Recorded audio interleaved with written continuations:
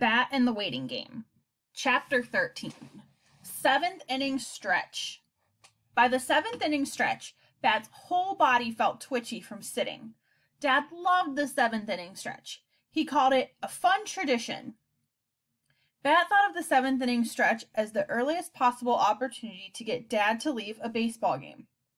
If the score wasn't close, sometimes Bat could convince Dad to head home after everyone finished singing "Take Me Out to the Ball Game." The seventh inning stretch happened after one team had had its turn at bat, but before the other team came out to hit. All the players left the field, and everyone in the stands got on their feet.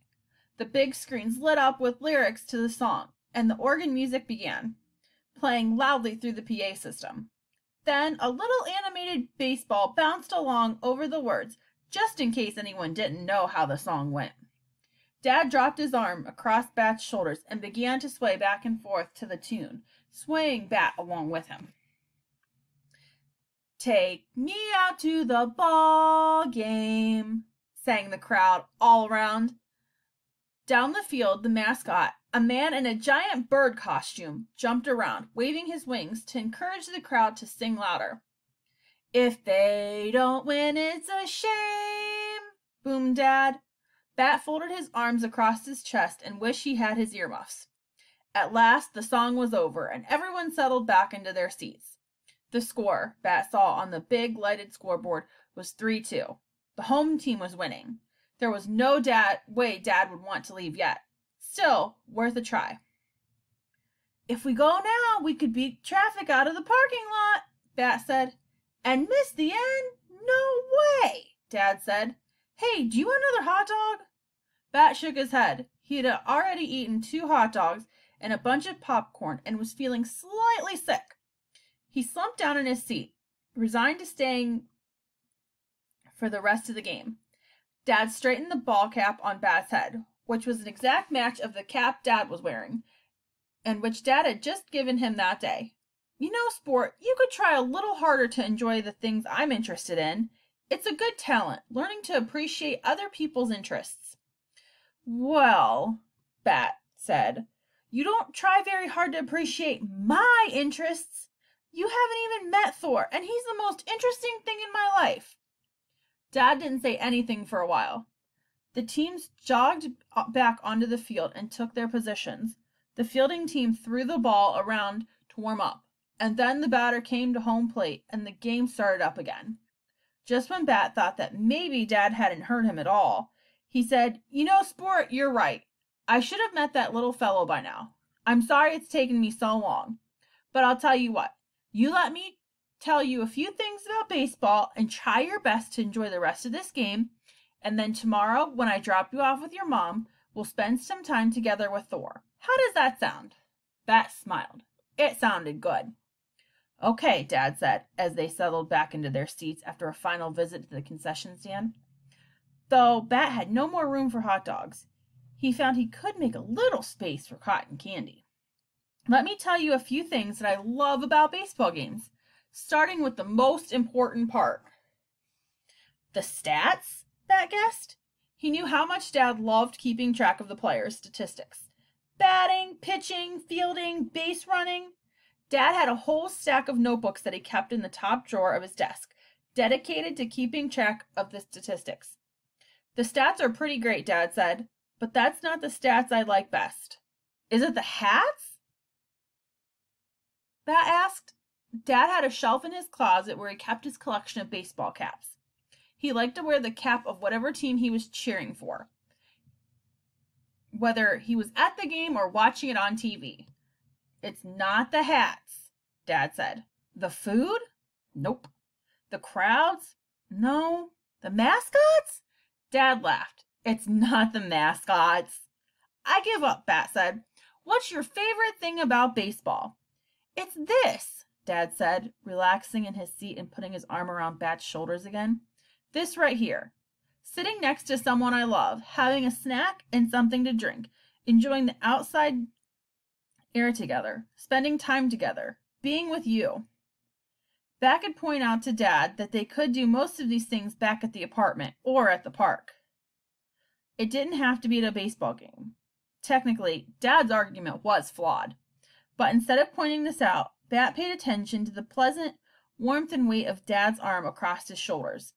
He pinched off some cotton candy and popped it in his mouth, enjoying the way it changed from fluff to melting sweetness. He looked out across the field, not trying to keep track of players or the score. Instead, he tried to melt a little, like the cotton candy, and just be happy right there at the game with his dad. The moment was sweet. Not quite as sweet as cotton candy, but pretty close. Chapter 14. Yarrow and Sloke. At school on Monday, Bat and Israel got to use Mr. Grayson's computer to research the best vegetables for a skunk diet. They found a website that had sample menus for skunks. It said that young skunks, once weaned from formula, should be fed 4 times per day and should get a mixture of vegetables, a protein like chicken or fish, some sort of grain or crushed up nuts, and occasionally some fruit for a treat.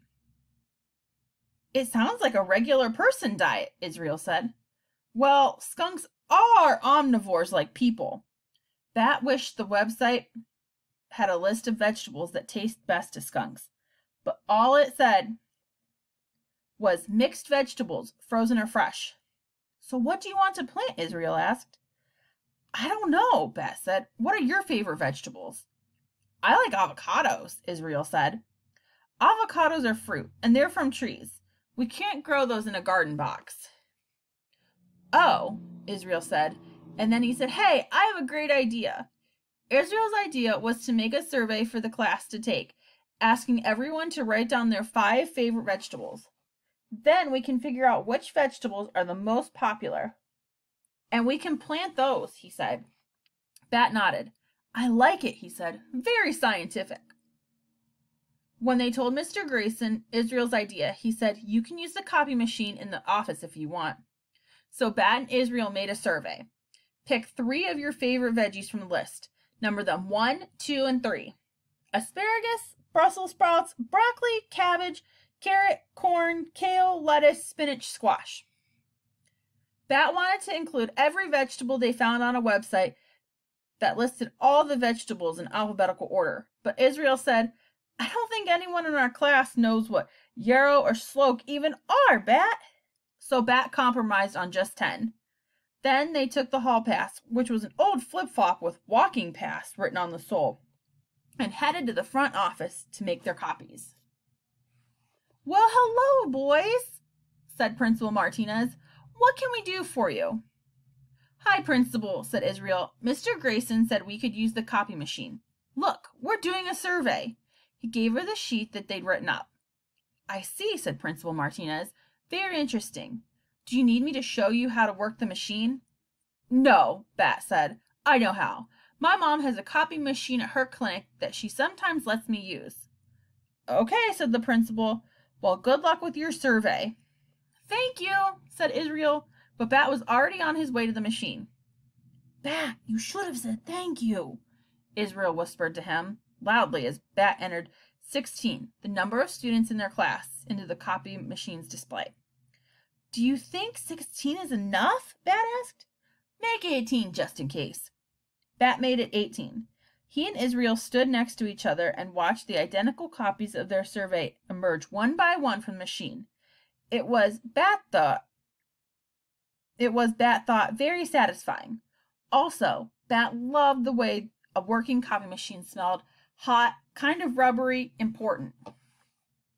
When the machine was done, Bat took the copies, plus the original, tapped the papers onto a neat stack, and said, there.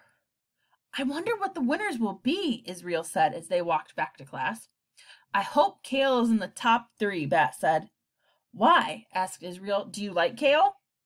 Not really, Bat said, but my mom said it's got lots of vitamins in it, and I want Thor to be extra healthy. When they got back to class, Mr. Grayson said, okay, everyone, attention! We have a special activity. Bat, Israel, want to tell us about it? Bat opened his mouth to talk, but nothing came out. It was as if standing in front of the class, with everyone staring at him, he had forgotten how to speak. Luckily, Israel remembered. Bat and I are going to plant a garden to grow food for Thor, the skunk Bat's raising, and we want everyone to vote on which vegetables we should plant. So everyone take a survey and mark your 3 favorite vegetables. Then he nudged Bat, who was holding the stack of surveys. Jolted into movement, Bat passed them out. He even gave one to Mr. Grayson and one to Israel and kept one for himself. Back at his desk, on his own survey, Bat numbered kale, broccoli, and corn as 1, 2, and 3. When everyone was done, he and Israel walked around the room and collected the surveys. Okay, said Mr. Grayson.